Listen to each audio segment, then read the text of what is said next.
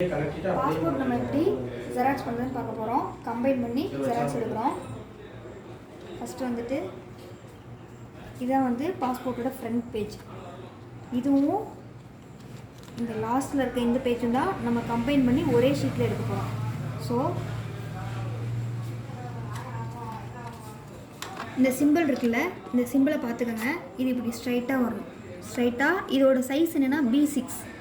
இந்த இடத்துல B6ன்னு எழுதியிருக்கு. இதுக்கு நேராக வைக்கணும். இங்கேயும் B6ன்னு இருக்குது. இதுக்கு நேராக வரணும். அதே மாதிரி லைட்டாக இந்த பக்கம் தள்ளி வச்சுக்கோங்க.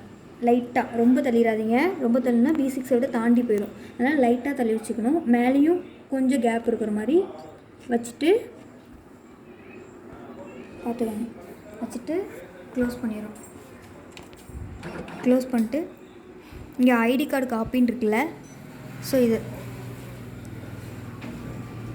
ஸோ இதை வந்து செலக்ட் பண்ணிட்டு ஆன் பண்ணும். ID card copy on. Okay பண்ணும்.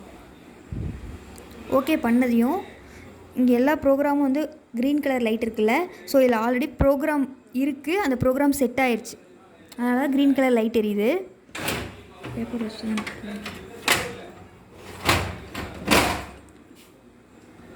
Ready to copy B6 to A4ன்னு வந்துருச்சு. இப்போ ஸ்டார்ட் கொடுக்குறோம்.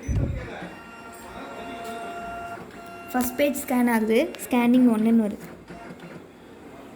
அடுத்து இங்கே போட்டுருக்கு பாருங்கள். Turn over the card, put it on same place அப்படின்னு வருது. அதாவது இந்த கார்டை அப்படியே திருப்பி வச்சுட்டு அதே இடத்துல வைக்க சொல்கிறாங்க. ஸோ இதோட லாஸ்ட் பேஜ் வைக்கிறோம். இப்போ ஆல்ரெடி நம்ம எப்படி வச்சோம்னா இப்படி வச்சோம். இது வந்து மேல் பக்கம் பார்த்த மாதிரி வைக்கிறோம். இப்போ அதை அப்படியே தலைகீழாக வைக்கிறோம்.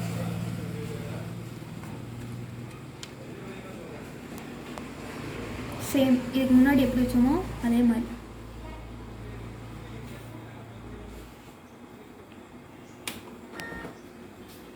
இப்போ ஸ்டார்ட் கொடுத்தோன்னா செகண்ட் பேஜ் ஸ்கேன் ஆகுது. ஸ்கேன் ஆகி முடிச்சு நீங்கள் எதுவுமே பண்ண வேண்டாம். அதுவே பிரிண்ட் ஆகி வந்துடும். ரெண்டுமே கம்பைன் ஆகி ஒரே ஷீட்டில் பிரிண்ட் ஆகி வந்துடும். பார்த்துக்கோங்க. பாஸ்போர்ட்டு